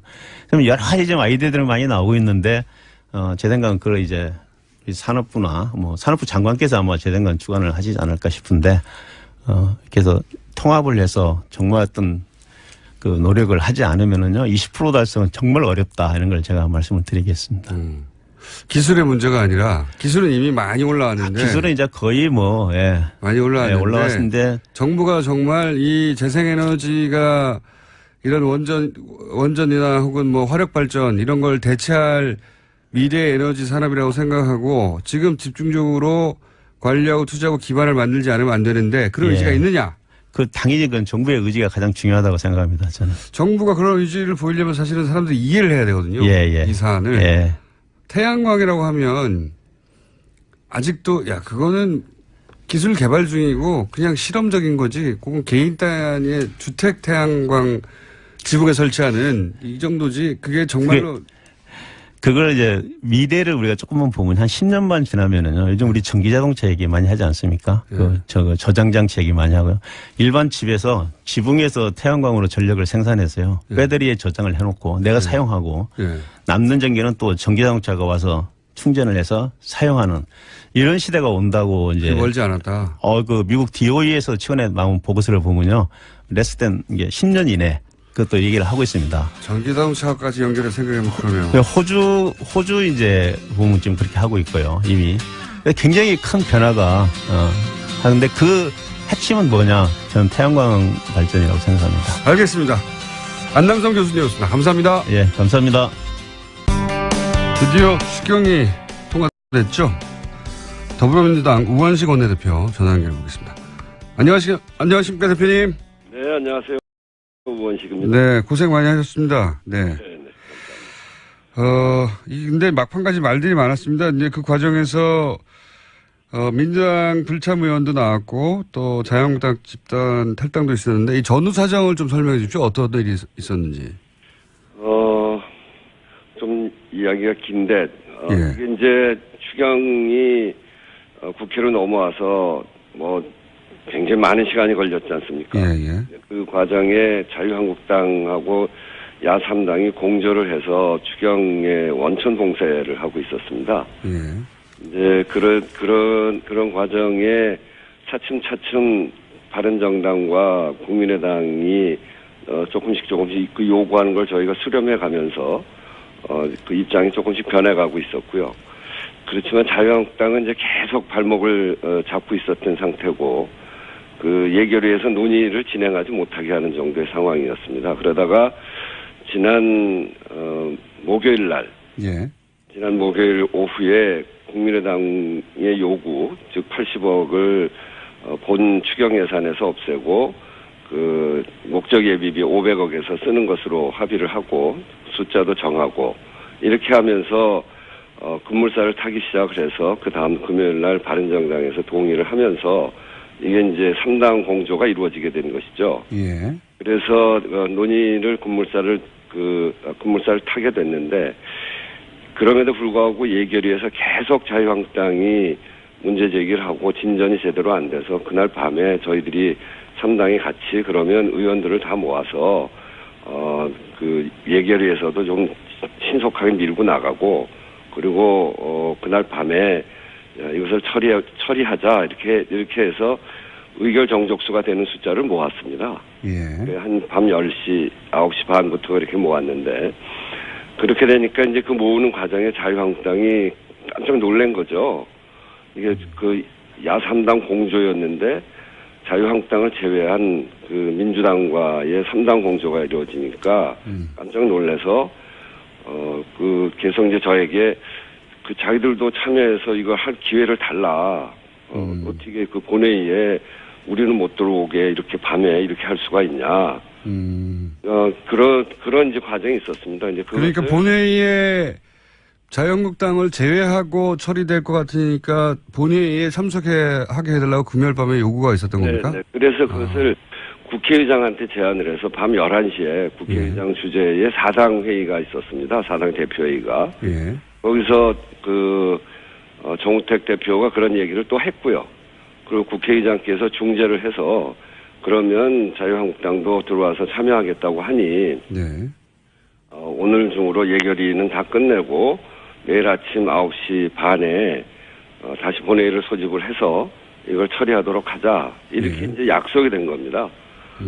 보통은 어떤 의안을 논의할 때 반대를 하면 반대 토론하고 나가는 경우는 종종 있습니다만 이렇게 시간을 정함에 있어서 쭉 갈등 사안이 있었던 것이고 그리고 3당이 모여서 그런 정도 진행된 상태에서 국회의장이 중재해서 자유한국당의 제안을 받은 것인데 그것을 반대 토론까지 하고 그것도 아주 길게 반대 토론을 하고 그리고 다 퇴장할 것을 저희들이 생각을 못했습니다. 그런 얘기를 하지 못했고요. 공당으로서 그런 정도의 약속을 했으면 그리고 그런 약속은 지켜질 것이다 이렇게 판단을 했었는데 그냥 나감으로 해가지고 문제가 생긴 것이죠. 그 과정에 밤에 정족수를 채워서 모였던 의원들 중에 자유한국당이 이제 들어온다고 하니까 네. 뭐 정족수에는 문제가 없겠다 이렇게 생각하고 다른 일을 본 분들도 있고요. 그 자리에 합의를 같이 했던 김동철 국민의당 원내대표도 회의를 시작할 때까지만 있고 그리고 이제 본인 일정 보러 갈 정도였으니까요.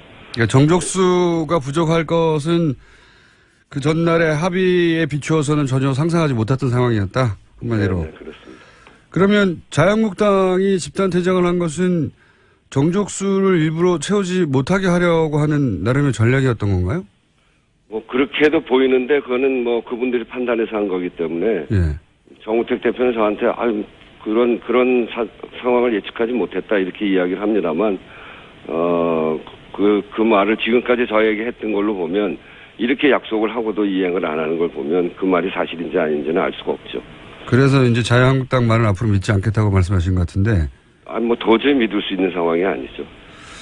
그렇다 하더라도 여당이기 때문에 정족수 부족, 그러니까 자유한국당의 전략은 그랬다고 치면 어떻게든 자유한국당은 지금은 그러니까 공무원 증원을 혈세 낭비라고 혈세 낭비를 방치할 수 없기 때문에 네. 이렇게 저항하는 거라고 네.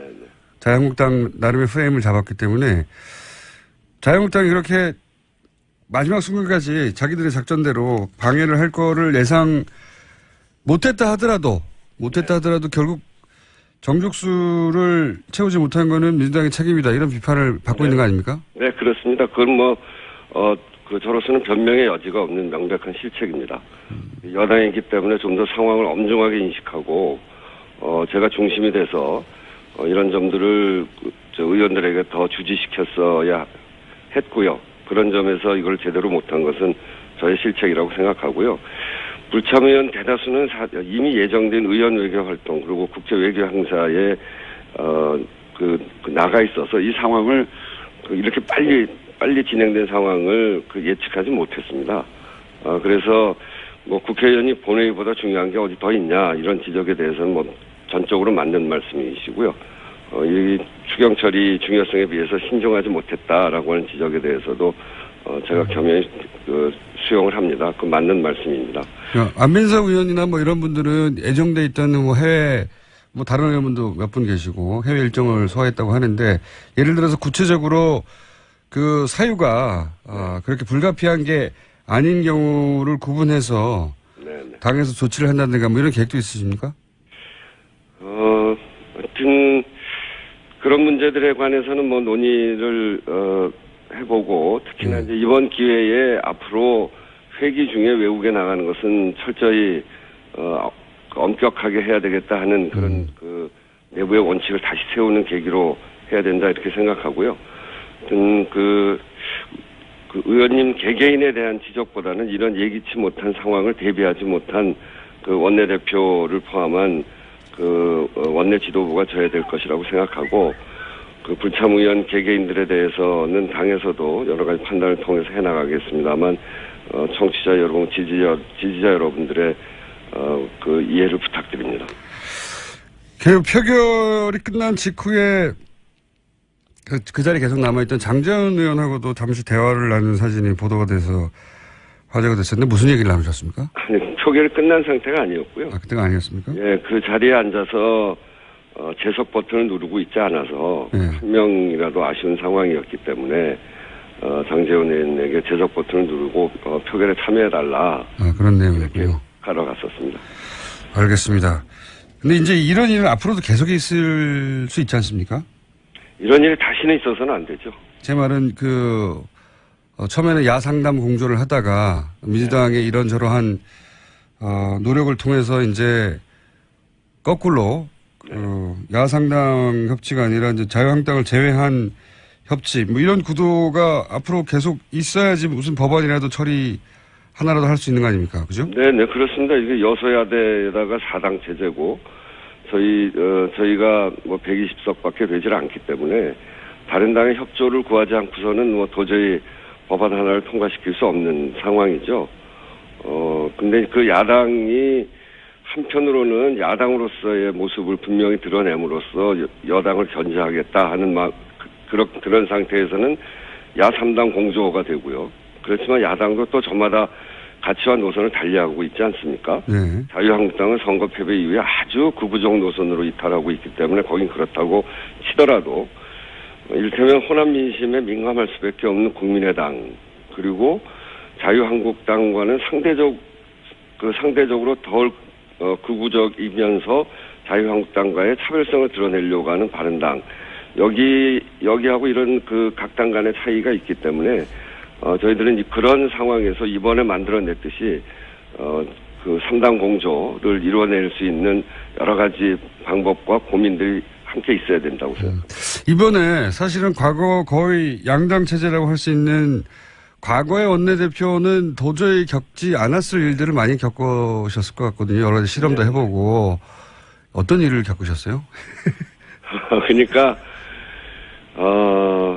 자유한국당 원내대표하고 이야기해서 이야기된 것 뭐가 이야기 좀 돼간다 싶으면 국민의당에서 또 무슨 문제가 딱 생기잖아요. 그럼 훨씬 강경해집니다. 그러니까 거기는 야당의 제일 큰 덩어리고 제일 큰 정당이고 그러니까 거기는 늘 반대로 가 있고 싶은데 국민의당이 이쪽으로 조금 오면 좀 약해지고 국민의당이 야당 쪽으로 가면 세지고 그래서 그런 데다가 국민의당도 그렇고 바른정당도 그렇고 그 상황에 따라서 이야기가 계속 변하고 바뀌고 이렇게 되니까 그것을 하나로 모아내는 게 굉장히 어려운 면은 있습니다.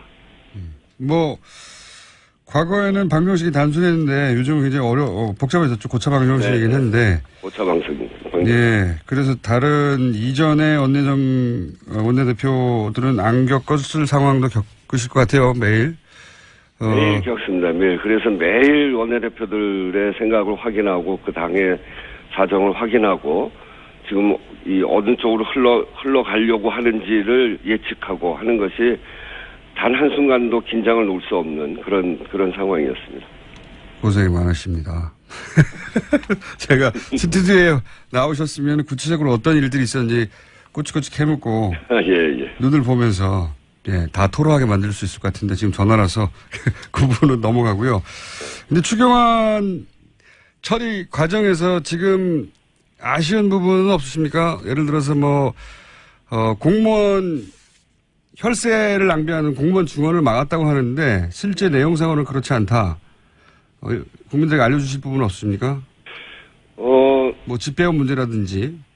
그 집배원의 경우는 그 추경에서 집배원 부분은 신규 채용이 아닌 현재 무기계약직에서 정규직으로 100명을 전환하는 거거든요. 예. 이게 이제 추경 안에 그 예산으로 특정되어 있지는 않습니다. 그래서 그런 의지를 밝혔기 때문에 이 부분에 대해서는 저희가 이 추경 논의하는 과정에 여당에서 추경안 부대 조건에 정부는 우선 집배원과 소방공무원의 근로 실태를 조사하고 증원과 처우 개선을 위해서 노력한다라고 명시를 해서 이를 근거로 정부가 언제든지 무기계약직 100명을 정규직으로 전환할 수 있도록 그렇게는 만들어 놨고요. 전반적으로 그 80억 본 예산에 있었던 중앙공무원 4,500명을 채용할 수 있는 80억을 그대로 그 상징적으로라도 거기에 그 추경 안에 그냥 반영시키려고 했었는데 그게 도저히 불가능해서 3당이 모두 반대하고 전혀 논의가 진척되지 못해서 그것을 전액 삭감되었지만 2017년 예산안 예비비 네. 이것도 야당이 통제를 받도록 계속 요구했던 겁니다. 사전 승인을 받으라고. 예. 근데 그거는 그렇게 하지 않게 함으로 해서 정부의 일자리 증원 원칙은 지켰고요. 그리고 뭐 소방관, 사회복지공무원 네. 이런 등등의 지방직 7,500명 이거는 지방 정부와 협의해서 수요를 파악한 것이고 이번에 예산이 편성된 거기 때문에 차질 없이 집행이 될 거라고 생각합니다. 그런 점에서 보면 12,000명 그 정부가 당초에 12,000명의 새로운 인력을 뽑겠다 그랬는데 1,075명이 이번 예산으로 확정된 것이거든요. 이제 그런 점에서 보면 일자리 추경이라고 하는 본질은 훼손되지 않았다 이렇게 생각합니다. 알겠습니다. 저희가 자유한국당 이야기도 따로 연결해서 다음에 들어보기로 할 텐데 이제 추경 정국은 이렇게 해서 거의 마무리가 된 것 같고요. 그 다음에 이제 바로 이제 증세 이야기가 나왔지 않습니까? 네네. 증세 얘기가 나오자마자 이제 표적 증세라고 공격하는데 네. 증세를 구체적으로 어떻게 누굴 대상으로 얼마나 하겠다는 건가요? 지금 저희들이 우선 생각하고 있는 것은 이 초고소득자, 5억 이상의 초고소득자, 그 다음에 재벌 대기업의 과표상 이윤이 2천억이 넘는 이런 아주 초고소득의 그 기업과 개인에 대해서 여기에서 그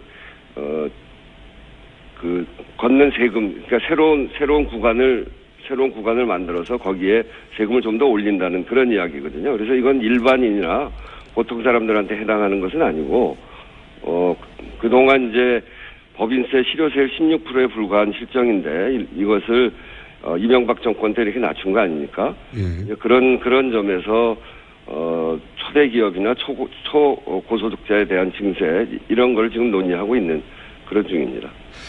그 과표 구간이 5억 이상 되는 개인이 얼마나 됩니까? 이 숫자 파악은 아직 저희가 한 건 아니고요. 예. 초대기업 2천억 이상에서 걷어지는 세금은 한 3조가 좀 넘는 정도고요. 예. 5억 이상의 이제 초고소득자라고 하는 게 언론에서는 대략 0.1% 정도 수준이라고 하는데 숫자로는 그러면 뭐 한 10,000명에서 20,000명 사이 정도 되는 건가요? 네, 그런 정도. 근데 이렇게 해서 걷어지는 게 이제 총 4조가 안 되는 거죠? 네네. 거둔다 하더라도. 네. 근데 4조 가지고 대통령의 공약 소요 예산이 178조였던가요? 그 정도였는데 이거 부족하지 않습니까? 네, 일단은 이제 저희 당에서 제안한 게 그런 정도고요. 이제 이런 논의를 시작으로 해서 당과 정부가 본격적인 논의를 시작할 것이거든요. 그래서 이 증세로 인한 경제적 효과, 사회적 영향을 면밀히 지금 살펴보고, 그러고 준비를 해 나가고 있습니다. 김동연 경제부총리는 법인세 인상은 없을 것이라고 했었었는데, 이렇게 되면 경제부총리가 불과 한 달 전에 했던 얘기가 뒤집어지는 거 아닌가요? 그러니까 경제부총리의 생각도 우리의 경제 사정과 또 지금까지 있었던 여러 가지 문제들을 검토해 가면서 서로 상의해 가야 되는 것이라고 생각합니다. 이 법인세 인상은 정확하게 말하면 이명박 정부 시절에 25%였던 것을 22%로 낮춘 그렇죠. 거잖아요. 네. 이명박 정부 시절에 대규모 감세로 인해서 경제 활성화 목적이 달성되지 않은 것은 야당도 부정할 수 없는 일입니다. 이 대기업에 늘어난 그 초과 이윤이 고용과 투자로 제대로 이어지지 않았고요. 네. 결국 이런 잘못된 정책으로 해서 재벌들 호주머니만 채워진 것이거든요. 이것을 제대로 세금으로 다시 받아서 정부가 이를 투자와 고용으로 이어가도록 하는 것, 그건 필요한 일이고, 저는 유승민 바른정당 후보도 선거 때 법인세 인상을 줄곧 이야기를 하셨던 부분들이 있기 때문에 충분히 논의하면 그 논의가 가능하다 이렇게 생각합니다. 근데 이제 한국당 홍준표 후보나 국민의당 바른정당 모두 소방관을 늘리겠다고 공약은 했는데 네. 공약은 했지만 추경은 반대했지 않습니까? 네, 그렇죠. 여러 가지 이유로. 그러니까 지금 이 증세 부분도 네. 분명히 바른정당이나 국민의당은 증세 얘기하긴 했는데 공약이었긴 한데 실제 추경보다도 훨씬 더 어렵지 않을까요? 증세 문제는? 바른정당 국민의당이 그 세금으로 공무원 뽑냐 이런 논리로 계속 공격할 때 저희가 바로 바른정당과 국민의당의 공약을 들이댔습니다. 대선 공약이었죠, 사실. 네. 예. 그렇게 당신들도 뽑기로 해놓고 당신들이 뽑는 건 괜찮고 문재인 대통령이 뽑는 건 안 된다는 거냐. 예. 그렇게 하면서 국민의당과 바른정당의 그런 태도가 좀 바뀌기 시작했어요. 저는 뭐 앞으로 이 법인세 인상 문제에 대해서도 대통령 선거 때 공약을 해놓은 바가 있기 때문에 그래서 저희가 여야정 협의체를 빨리 구성을 해서 거기에서 공통 공약을 다루자 이렇게 이야기하는 거거든요. 그래서 저는 충분히 뭐 해볼 수 있는 일이다 이렇게 생각합니다. 이번에 추경을 돌파하면서 새 지도부와 뭐랄까요, 이 3당 협력의 어떤 모델, 그 표준 모델 혹은 모범 모델을 찾으셨나요? 네, 네. 앞으로도 이렇게 하면 될 것 같다고 하는? 뭐 이제 그게 항상 사안에 따라서 다르기도 하고 또 그때 조건이 달라지면 항상 달라집니다만 이번에도 그래도 그 저희들하고 갈등도 크고 또 많이 부닥치기도 합니다만 국민의당이 호남을 기반으로 하고 있기 때문에 그 호남 분들이 또 이렇게 사회 변화를 보면 저희 그 민주당이 취하는 태도하고 굉장히 이렇게 그 거의 비슷하거든요.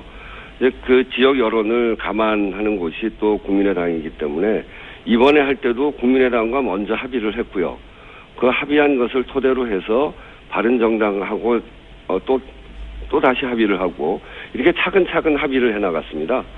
그런 그 사례를 잘 살펴서 그때 주제에 따라서 이런 사례를 토대로 하고 또 새롭게 생겨나는 일에 대해서는 창조적으로 고민하면서 방안을 찾아가야죠.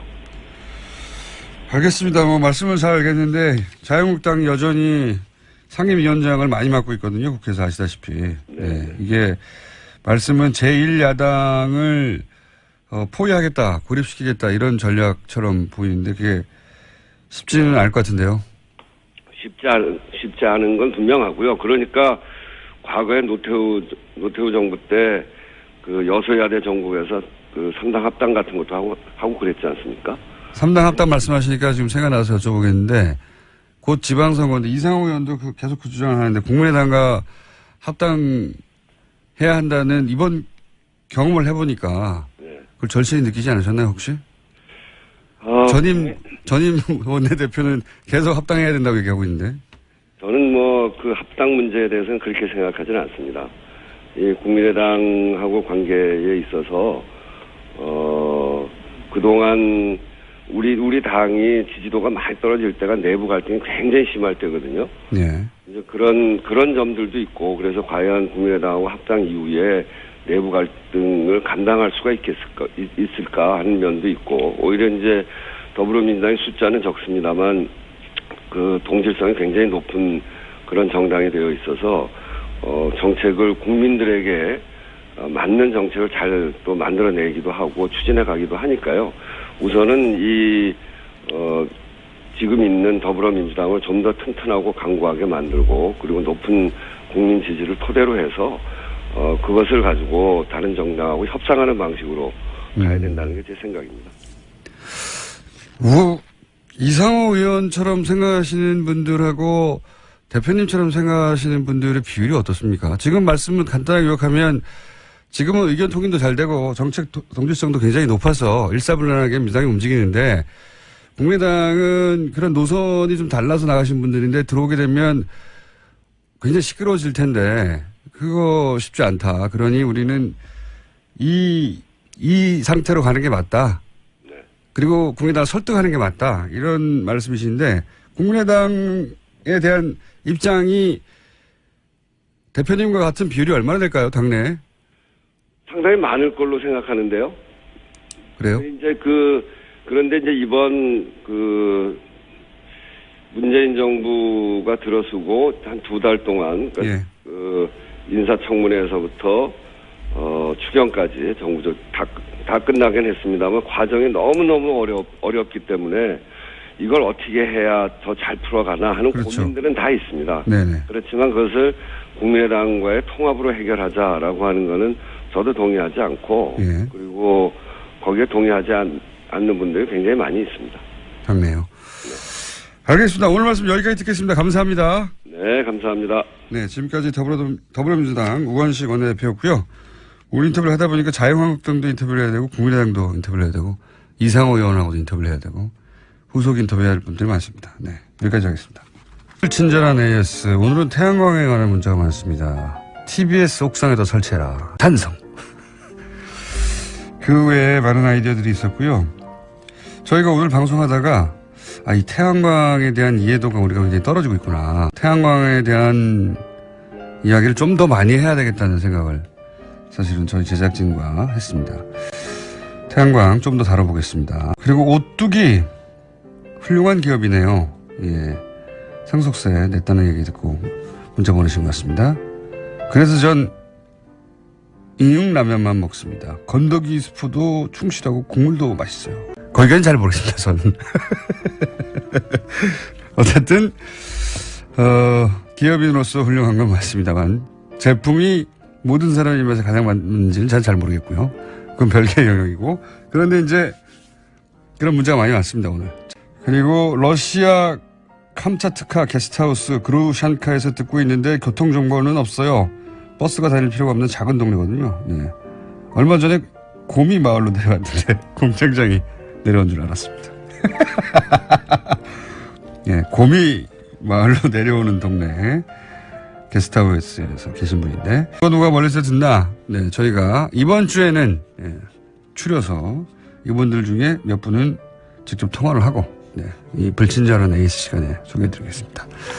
여기까지 하겠습니다. 그러고 보니까 불친절한 AS 시간에 제가 우상호 의원을 자꾸 발음을 세가지고 이상호 의원을 했다고 우상호 의원을 했다고 그랬거든요. 우상호 전 원내대표 의미하는 것입니다.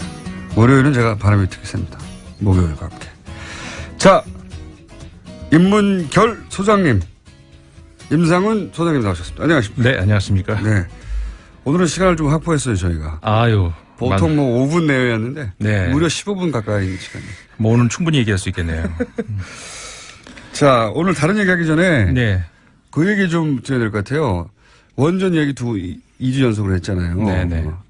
해외에서 문재인 정부 첫 여러 가지 정책 중에 탈원전 정책에 대해서 관심이 크다. 왜냐하면 네. 그거는 세계적으로 이슈니까. 그렇죠. 예. 제가 이제 그 말씀을 이제 최근에 많이 드렸던 이유는 우리나라 국내에서보다 그 외국에서 굉장히 관심을 많이 가지고 있고 어떻게 처리할 것인가. 예. 이게 몇 안 되는 우리나라가 세계 이슈를 선점하고 있는 그런 몇 안 되는 중에 하나거든요. 예.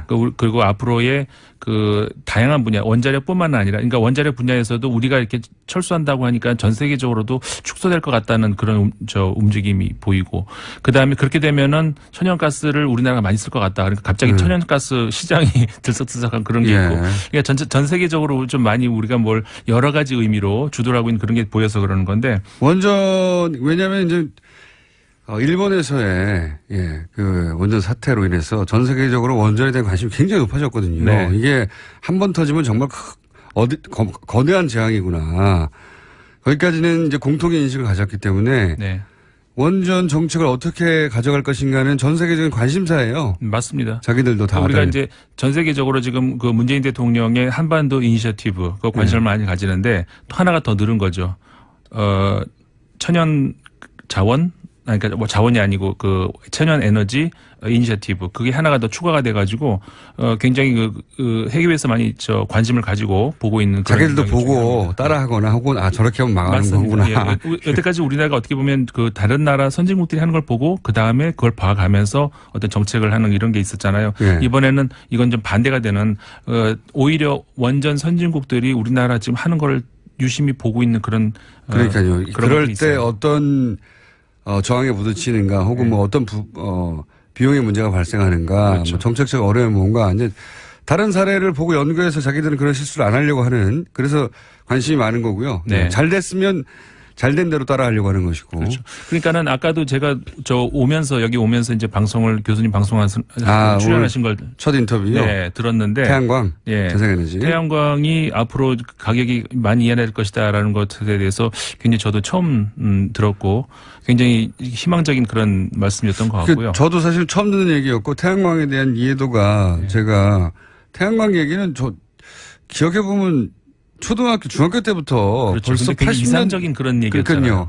80년대부터 나왔거든요. 그래서 금방 될 건가 싶었는데 지금 30년째 안 되고 있거든요. 30년 거의 40년째. 네. 그래서 태양광은 뭐 금방은 안 되는 거야 했는데 인식 수준이 굉장히 머물러 있었죠. 예. 20, 30년 전에. 그러니까 이거 문제는 어디다 이걸 설치를 할 수 있냐 그거잖아요. 우리나라 땅이 좁고 미국같이 넓은 땅에서는 중국같이 넓은 땅에서는 뭐 이렇게 많이 확보가 됐겠지만 우리나라는 이걸 어디에다 깔아야 되는가 이 아이디어가 앞으로는 생명이 될 것 같아요. 그러니까 저는 그 교수님 말씀 듣다 보니까 이거는 전문가들은 기술 영역에서 혹은 뭐 공무원들은 정책 영역에서 본인들이 전문성을 갖고 있긴 하겠지만 이 상상력은 일반으로부터 나와야 된다는 생각이 들어요. 그렇죠. 예. 그런 것들은 사실 우리가 옛날에도 보면은 그 우주선이라든가 이런 거 기술이 아직 따라가기 전에 우주선의 모양이라든가 아니면 달을 어떻게 간다든가 이런 상상력은 소설가나 이런 인문학에서 나왔거든요, 많이. 네. 그러니까 우리가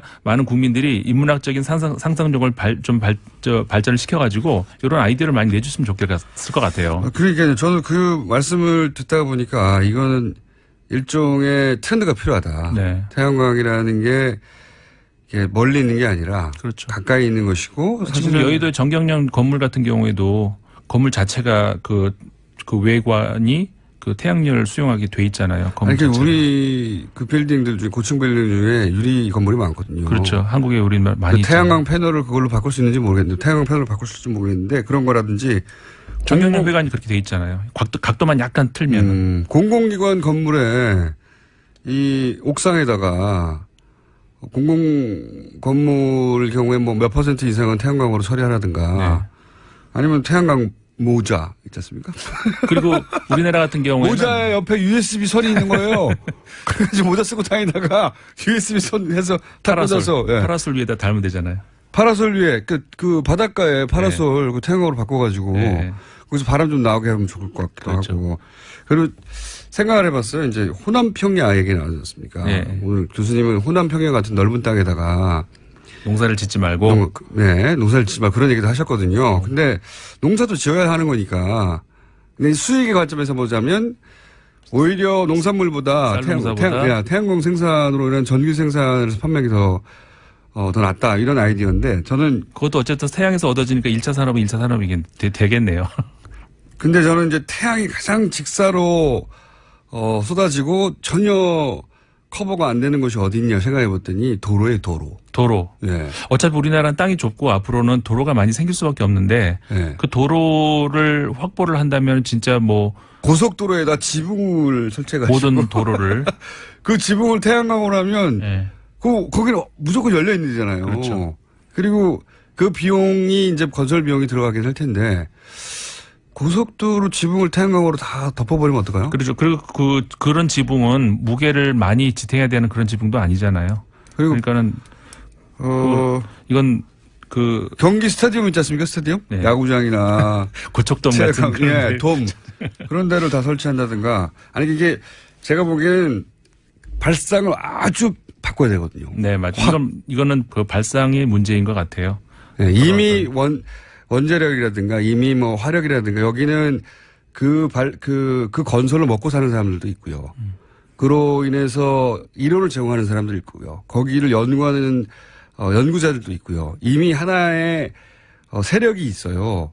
그 세력이 이 시장을 주도해 갈 수 있는데 여기는 없잖아요. 너무 적잖아요. 그렇죠. 그러니까 정부가 혹은 일반에서 굉장히 적극적으로 전환하지 않으면 이런 생각이 들거든요. 교수님 무슨 말씀을 하시려고 하냐면 10년 이내에 집에 있는 전기자동차가 점점 늘어나고 그러면 전기자동차에 배터리를 충전해야 되잖아요. 배터리. 그 배터리를 충전하는데 집에서 태양광 해서 꽂고 이런 시대가 그렇게 멀지 않다. 생각해보니까 그렇게 멀지 않은 것 같아요. 그렇죠. 지금도 주택 그 지붕을 그렇게 바꾼 주택들 많이 있잖아요. 서울시에서도 많이 이거를 권장을 하고 있는 걸로 알고 있는데. 이때까지는 이제 미래를 위한 투자 정도였다면 그게 아니라 앞으로 곧 다가올 미래다 이건. 그렇죠. 먼 미래가 아니라. 네.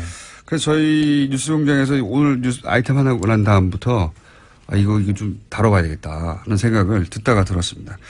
그 자. 애청자분들 아이디어를 많이 받으세요. 그러니까요. 고속도로 지붕 같은 황당한 거부터 파라솔을 전부 다. 그리고 외국에 저 사막 같은 그런 데는 땅값이 쌀 거 아니에요. 사막 임차? 네. 사막에다 판넬 깔고? 그렇죠. 네. 그럼 땅을 사는 거예요. 거기서부터 여기까지 전선 연결이 힘드니까. 축전지도 같이 묻어야 되겠네요. 축전지. 아니 어차피 저기 천연가스도 올 때도 관을 계속 묻어서 끌고 오잖아요. 그 옆에다가 전선 그러니까 연결해가지고. 같이 연결해가지고 오는 고비 거죠. 사막 임차. 그렇죠. 사막 많잖아요. 사막 많죠. 네. 아니 지붕도 많아요 우리나라에. 그렇죠. 지붕도 많고 고속도로도 넓게 있고. 네. 생각을 좀 해봅시다. 밀짚 모자에 태양광 밀짚 모자. 생각해보면 할 건 많네요. 모든 차량의 뚜껑을 다 패널로. 차량 진짜 자동차 위에 뚜껑을 그렇게 하는 것도 아이디어고요. 차량 얼마나 뜨겁습니까? 직사광 받아가지고. 그러니까요. 여름 한철 한 몇 시간만 있으면 손을 댈 수도 없을 정도 뜨겁잖아요. 후끈후끈한데 그거 다 에너지란 말이죠. 그렇죠. 네. 생각해보니까 많아요. 우리가 그냥 허비하고 있는 에너지가 많습니다. 자, 문자 많이 보내주시고요. 저희도 생각해 볼게요. 이건 일반 대중이 여기 아이디어를 쏟아내기 시작하면 전혀 다른 차원이 벌어지거든요. 맞습니다. 네, 그럴 수도 있을 것 같고. 자, 그럼 오늘 이야기는 뭡니까? 시간이 어떻게 맞나 했더니 결국은 이렇게 됐고요. 네. 자, 어쨌든 그래서 이게 좀 건너뛰겠습니다. 무슨 얘기를 하려고 그러냐면은 전 세계 주요 4개국, 그러니까 미국, 일본, 영국, 프랑스, 그 지도자들이 지지도가 갑자기 급락하고 있다. 왜 그럴까? 이런 이야기를 오늘 해드리려고 했는데, 어쨌든 간에 그걸 요약을 하자면은 이 나라 지도자들이 지금 최근 들어서 스트롱맨이다. 뭐 이렇게 굉장히 강한 어떤 뭐라고 할까요? 그 리더십을 가지고 밀어붙인 그런 국가 원수들이었는데, 뭐 이유는 다 각자 다르죠. 미국 같은 경우에는 러시아 스캔들로 인해 가지고, 그리고 아까 우리 방송에서 말씀하시던데. 휴전선 철책을 다. 또 그 얘기. 휴전선 철책을 다 태양광 패널로. 네. 어떻습니까? 좋은 얘기죠. 그거 아까 제가 있잖아요. 그때는 그 얘기 하셨잖아요. 미국에. 멕시코에. 그건 실제로 그 사람들이 하겠다는. 장벽을 세우는데 반대가 많으니까 태양광으로 바꿔버렸다고. 네네. 그래서 휴전선을. 그렇지. 그거 대신에 우리는 휴전선에서. 전부 다 철책을. 네. 괜찮고요. 그렇죠. 또 없나요? 다시 돌아가죠. 네. 아주 헷갈려. 그러니까는, 얘기를 다시 돌아가면은. 네. 그러니까는 그 미국 같은 경우에는 러시아 스캔들. 로 인해 가지고 트럼프가 지금 곤욕에 처해 있고 일본 같은 경우도 지금 이번에 보도를 보니까 지지율이 26%까지 떨어졌어요. 이번에 최근 22일자 마인지 신문이 20%면 진짜 낮은 건데. 그리고 26%로 떨어졌다는 거는 진짜 퇴진이 임박할 수도 있다는 그런 그러니까는 각계 학원의 그 수의학과를 만드니 이런 문제 때문에 그렇게 됐잖아요. 일본은 사실상 일당 독재에 가깝기 때문에 이 정도 지지율 잘 안 나거든요. 그러니까요. 그래서 오늘하고 내일 아베 총리가 중의원하고 참의원에서 참석을 직접 해가지고 해명을 할 기회가 있다고 하는데 그 차후 보도를 한번 봐야 될 것 같고요. 근데 프랑스 같은 경우는 굉장히 이례적이네요. 그 인기가 굉장히 많다. 높다고 보도가 됐었거든요. 그렇죠. 근데 우리가 이제 이 시간에도 제가 말씀을 드렸잖아요. 거기에는 굉장히 그 허구가 있다. 투표율도 굉장히 낮았고 네. 그 안에서 실제로 그래서 마크롱을 지지한 사람들이 몇 %나 될까 그거는 굉장히 낮다는 그런 말씀을 드렸었는데 네. 지금 한 달 사이에 지지율이 10%가량이 뚝 떨어졌어요. 그 여러 가지 물론 이유도 있습니다. 근데 노동법 개정 사실 이거는 굉장히 프랑스에서는 함부로 건드릴 수가 없는 문제거든요. 그 얘기는 그 당선자 직후부터 하더라고요. 네. 틀림없이 노동법 문제 건드려서 마크롱 대통령이 과거에 그 올랑드 대통령 당시 장관을 했잖아요. 관련 장관을 했을 때 그때도 이 관련을 건드리다가 결국은 사회당 지지자 층이 이렇게 떨어져 나가면서 결국 사임을 하게 된 거거든요. 네. 그러니까는 지금 그 사회당이 몰락을 한다 이런 이야기 많이 나옵니다만 사회당이 왜 몰락을 할까? 어떻게 보면 거기에 대해서는 마크롱 대통령이 굉장히 책임이 큽니다. 그러면서 본인이 사회당에 있다가 나가서 새로 당을 만들어서 이렇게 된 건데 어쨌든 그게 결국은 본인의 지지율 하락까지도 연결이 된 거고요. 이런 앞으로 좀 주시를 해봐야 될 것 같아요. 근데 최근에 그 프랑스 얘기가 나와서 다른 논쟁 하나를 소개를 해드리려고 하는데. 전 세계 주요 국가 지지도가 떨어지고 있다. 네. 그중에 프랑스도 있는데 이것은 호수도 있었지만 최근 노동법을 만들어서 그렇다. 네네. 네. 프랑스에서 국회에서 때 아닌 넥타이 논쟁이 벌어졌어요. 넥타이를 매야 된다 말아야 된다. 유시민 복지부 장관의 프랑스판이죠. 백바지 네. 사건. 예. 그거랑 비슷한 건데 프랑스에서는 이번에는 한 명이 아니라 한 정당이 프랑스 인수미즈라고 하는 그러니까는 저항하는 프랑스라고 하는 이름의 정당이 있지 않습니까? 그러니까 공산당 계열의 그 정당에서 단체로 전부 다 이렇게 노타이 타이를 안 메고 들어간 거예요. 그러니까는 이제 이거는 국민에 대한 예의가 아니다. 뭐 이런 이제 논쟁이 붙었는데 결국은 이게 어떻게 결정이 났냐면은 국회에는 그런 규정이 없으니까 상관이 없다 이런 걸로 결정이 났거든요. 만약에 프랑스가 우리가 가진 이미지 속의 프랑스가 넥타이를 꼭 매는 걸로 결정났다면 프랑스도 다 맛이 같구나 이렇게 생각했을 것 같아요. 그러니까 근데 이게 재밌는 것이 우리 복장 역사에 보면은 쌍큘로트라는 표현이 있거든요. 혹시 아시는지 모르겠는데 프랑스어에서 나온 말인데 큘로트라는 게 뭐냐면 옛날 귀족들이 입던 딱 붙는 반바지 있잖아요. 스타킹 밑에 신고. 웃긴 거. 그거를 웃긴 거. 요즘 삐에로가 입는 거. 그렇죠. 그걸 큘로트라고 부르는데 그거를 안 입는다 그래서 쌍큘로트. 그러니까는 혁명 이후에 그러니까는 뭐라고 할까요? 새로운 신흥 세력들 그러니까 귀족이 아닌 사람들이 입는 우리가 보통 입는 이런 바지 그런 거를 쌍큘로트라고 불렀거든요. 그거에 본따 가지고 이 넥타이가 이제 불어로 크라바트인데 쌍크라바트라고 해서 크라바트가 원래 이제 크로아티아라고 똑같은 말입니다. 근데 거기서 온 말이지만 어쨌든 간에 프랑스에서 그렇게 쓰거든요. 썬킬로트가 아니라 이제는 썬크라바트다. 다시 말해서 새로운 우리는 계급 투쟁을 하겠다는 그런 메시지라고 던질 수 있는 그런 거거든요. 원래 이제 이 복장으로 신분을 차별하는 게 귀족 문화였단 말이죠. 네.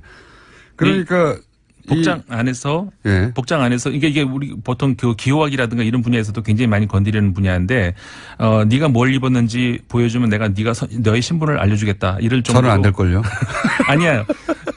공장장님 복장을 딱 보면은 어떤 사람인지가 나타난다니까요. 그래요? 어떤 사람으로 나타납니까? 복장으로는? 딱 그런 분이로. 고기를 많이 먹는 사람으로 나타납니까? 그렇기 때문에 그런 거에 대한 어떤 투쟁. 근데 어쨌든 간에 시간이 많지는 않습니다만은 시간은 30초밖에 없습니다. 네. 어쨌든 간에 프랑스에서도 복장을 가지고 또 한 번 계급 투쟁. 근데 이거는 어떻게 보면은 엄밀히 말씀드리면은 과거에 유시민 의원 때와의 경우는 조금 다릅니다. 이게 다음에 시간이 되면은 다시 말씀을 드릴게요. 그때하고는 다르죠. 그때 달라요. 여기는 일단의 정치 세력이 일종 상징 투쟁을 하는 거고요. 그렇죠. 근데 그때는 더 일하겠다 이 의미였잖아요. 그렇기 때문에 이 부분에 있어서 지금 프랑스 사람들이 혼동을 하고 있는 게 있어요. 그 얘기를 다음 기회에 한번 드리겠습니다. 알겠습니다. 유시민 장관은 이렇게 편한 복장으로 한다고 해서 일을 못하는 게 아니다. 뭐 이런 정도의 개인적인 선언이었고 이거는 정치 투쟁이고 그런 차이가 있는 것 같습니다. 임상훈 소장님이었습니다. 안녕하십니까? 네. 안녕히 가십시오. 김원준이었습니다. 안녕.